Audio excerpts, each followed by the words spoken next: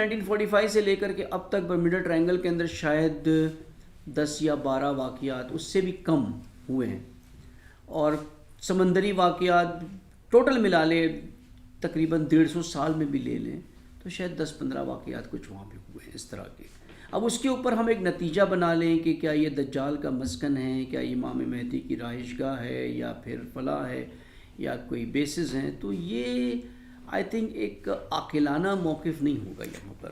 پہلی بار سر کولمبس نے اس کے بارے میں کہا کہ میں نے وہاں پر اسرار روشنیاں دیکھی ہیں اور ہمارے جو کیمپاس تھے وہ بند ہو چکے ہیں قطب نما. اور اس کے بعد یہ 5 دسمبر 2:10 پہ 1945 میں تارپیڈو فلوریڈا سے ٹیک آف کرتا ہے، اور یہ نیوی کی ایک عام ایکسرسائز تھی اور وہ لوگ گم ہو جاتے ہیں. 14 لوگ تھے، 5 پلین تھے. ٹھیک ہے جی. اور ان کا بھی آخری پیغام یہی تھا. اسکواڈرن لیڈر ٹیلر کا کہنا تھا کہ ہمارے قطب نما، ہمارے کیمپس جو ہیں وہ بند ہو گئے ہیں اور ہمیں سمجھ نہیں آ رہی، ہمیں پرسرار ایک دھند نے ہمیں گھیر لیا ہے. ایگزیکٹلی دھند نے گھیر لیا ہے. ویدر چینجز ہے وہاں پر، ایبرپٹ دھند ہیں، سی ویوز ہیں، ہریکنز ہیں، ٹورنیڈوز ہیں جو اس ریجن میں ہوتے ہیں. اور اگر آپ 1945 کی جب ہم بات کر رہے ہیں تو نیویگیشن ٹیکنالوجی کہاں تھی اس وقت؟ آج نیویگیشن ٹیکنالوجی کہاں ہے؟ اس ایریا کے اندر آخری انسیڈنٹ جو ہوا ہے وہ 2017 میں ہوا ہے ٹرکش ایئر لائن کا. وہ بھی گرا نہیں ہے، صرف فالٹس آیا تھا میکینیکل الیکٹریکل، جو پھر ری روٹ کر کے وہ ایئر کرافٹ لینڈ ہو گیا تھا. تو اس وقت کی ٹیکنالوجی جو آپ کی نیویگیشن ٹیکنالوجی، ایئر کرافٹس کے اندر فٹڈ نیویگیشن ٹیکنالوجی، جی پی ایس لوکیشننگ ٹیکنالوجی، وہ اتنی پاورفل تو نہیں تھی نا کہ وہ ان سارے کوئی چینجز آتے ہیں جس کی وجہ سے وہ ٹریپ ہو جائیں اور پھر اس سے وہ نکل نہ پائے باہر. لیکن آج دیکھ لیں آپ 7 سال میں ایک انسیڈنٹ نہیں ہوا ہے اور hundreds of marine seas flight سب اس علاقے سے گزر رہی ہے. اگر پچھلے 150 سال میں ہزاروں ایئر کرافٹس، ہزاروں کشتیاں وہاں سے گزری ہیں اور اس میں سے چند اگر ایکسیڈنٹ چند کے ساتھ ہو گیا تو کیا ہم اس کے اوپر کوئی نتیجہ نکال سکتے ہیں کہ کوئی اب نارمل چیز ہے وہاں؟ کیا سر جو آپ گزر رہی ہیں وہ روٹ ان کا الگ سے چینج نہیں کر دیا گیا کہ اتنی دوری سے آپ گزریں گے؟ Not necessary. اب ہم اس کو تھوڑا سا ایک اور زاویے سے دیکھنا شروع کریں کہ پہلے ہائپوتھیٹیکلی مان لیں آپ اس بات کو. کیا مانیں گے ہم اس کو؟ ایک ایک کر کے چلے. ہم کیا مانتے ہیں اس کو؟ آپ مانتے ہیں کہ امام مہدی کا مسکن نہیں ہے؟ جی، یہ ایک مسلک کا یہ کہنا ہے کہ مسلک، اور یہ ان کا سیکورٹی سسٹم ہے. بالکل ٹھیک، ان کا سیکورٹی سسٹم ہے. اب امام مہدی کون ہے اس مسلک کے نزدیک؟ ہر مسلک میں امام مہدی کا تصور ہے، ہر مسلک میں، مسلک کیا ہر دین میں ہے. ہر دین، جی، ہندوؤں کے اندر بھی ہے، بدھسٹ کے اندر بھی ہے، سارے مکاتب میں ہے. اس پہ بھی ہم آپ سے بات کریں گے. ایک نجات دہندہ ہے جس نے آ کر کے، یہ کامن کانسیپٹ ہے کہ دنیا میں آ کر کے حق اور عدل و انصاف کو قائم کرنا ہے اور پھر جو ہے وہ ظلم کا خاتمہ کرنا ہے. یہ کرنا ہے امام مہدی نے. مسلمانوں کے نزدیک 2 نظریہ ہے. ایک نظریہ اہل تشیع کا ہے کہ وہ پیدا ہو چکے ہیں اور غیبت میں ہیں. ایک نظریہ غیر اہل تشیع کا ہے کہ وہ پیدا، ان کی ولادت ہوگی اور کام ایک ہی کرنا ہے. دونوں کے نزدیک وہی ہے. ہندوؤں کے نزدیک سیمی ہے، ایک حصہ پیدا ہو چکا ہے، ایک باقی ہے. اس طرح کا ان کے اندر کانسیپٹ ہے کہ 2 شخصیتیں ہیں، ایک ان کی دفاع کرنے والی ہے اور ایک نے پیدا ہونا ہے اور ایک پیدا ہو کے ہزاروں سال سے زندہ ہے. میرا ویسے ایک سوال ہے کہ کال کی اتار جو ان کے کانسیپٹ ہے وہ یہی نہیں، لیکن ہم اپنے سبجیکٹ سے ہٹ جائیں گے. تو میرا موضوع یہ بات یہ ہو رہی تھی کہ امام مہدی از اے اسپرچل آئیڈیلسٹک پرسنالٹی. یہ ہر کوئی بندہ مانتا ہے کہ حق کا پرچم لے کر کے اٹھنے والی ایک شخصیت ہے. تو وہ شخصیت اگر مان لے کسی بھی علاقے میں ہو اور وہاں سے کوئی گزر رہا ہو، وہ اس کے جہاز کو گرا کر کے بے قصوروں کو مار دے صرف اپنی سیکیورٹی کے لیے، یہ کیسا عدل و انصاف ہے؟ لیکن میں نے ایک کہانی یہ بھی پڑھی کہ سر کہ فلوریڈا سے، میامی سے ایک جہاز میکسیکو کے لیے اڑا اور وہ دوبارہ غائب ہو گیا، اور 17 سال کے بعد دوبارہ وہ پیغام دے رہا ہے اسٹیشن کو، اور وہ حیران ہے کہ یہ مطلب آج تو کوئی جہاز اڑا نہیں.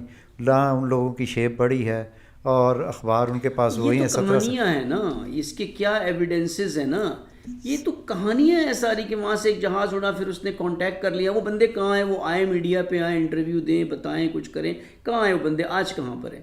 دیکھیں سٹوریز بنتی ہے. جیسے یو ایف او ہے، انآئیڈینٹیفائڈ فلائنگ آبجیکٹس.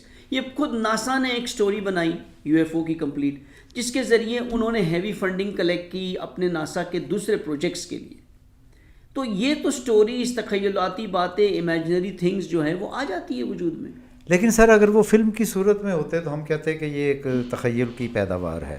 لیکن اس زمانے کے اخبار ہم اٹھا کے دیکھ لیں، بہت معتبر میگزین اٹھا کے دیکھ لیں، ان میں ان لوگوں کا ذکر ہے. دیکھیں اگر یہ بھی ہم مان لینا کہ کسی کی فزیک میں چینج نہیں ہوا ایک عرصے کے بعد، تو یہ فزیک کا چینج بھی تو اس کے بھی تو افیکٹس جو ہوتے ہیں انسان کے اوپر ہوتے ہیں نا، کلائمیٹک افیکٹس ہوتے ہیں، فوڈ کے افیکٹس ہوتے ہیں. مثال یہی مثال حضرت نوح جو ہیں وہ 1000 سال جی رہے ہیں.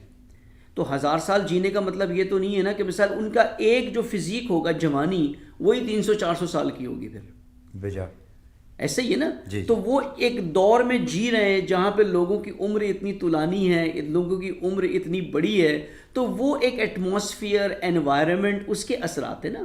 لائف سپین جو ہے انسان کا وہ چینج ہوتا ہے اس کے ہیلتھ سچویشن کی وجہ سے، اس کی ہائیجین سچویشن کی وجہ سے، اس کی غذائیت کی وجہ سے، اس کے ایٹماسفیئر کی وجہ سے.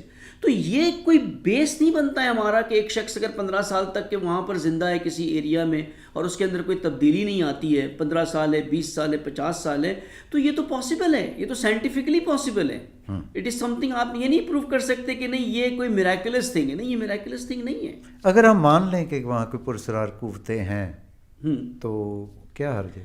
دیکھیں قوتیں جو بھی دنیا میں ہوتی وہ اللہ کی طرف سے ہوتی، لیکن ہم ثابت کیا کرنا چاہتے ہیں مان کر کے؟ کیا ثابت کرنا چاہتے ہیں؟ کویشچن از دیٹ کہ ہم لوگوں کی اذہان کو کس طرف لے کر کے جانا چاہتے ہیں، کیا چاہتے ہیں کہ ہم لوگ سوچیں اس موضوع کے اوپر، میرا یہ کہنا ہے، کیا حاصل کریں.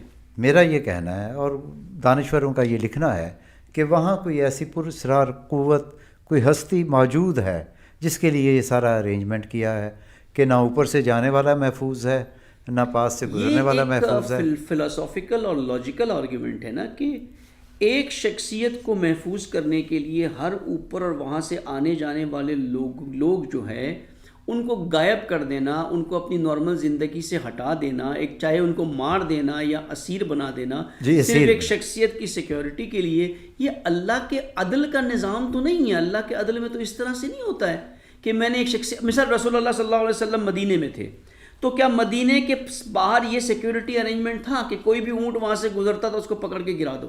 شاید اس زمانے میں ضرورت نہیں تھی. کیوں نہیں ضرورت تھی؟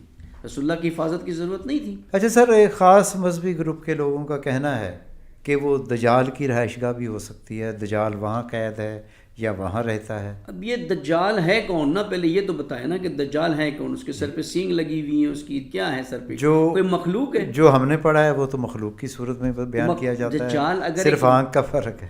دجال ایک مخلوق ہے جس کو اللہ تعالیٰ نے باقی رکھا ہوا ہے جی کہ وہ لاسٹ میں آئے، اور پھر امام مہدی کو بھی باقی رکھا ہوا ہے کہ وہ بھی لاسٹ میں آئے اور وہ دونوں لڑیں، اور وہ دونوں کے لڑنے کے بعد دنیا کے اندر عدل قائم ہو جائے، دنیا کے اندر انصاف ہو جائے.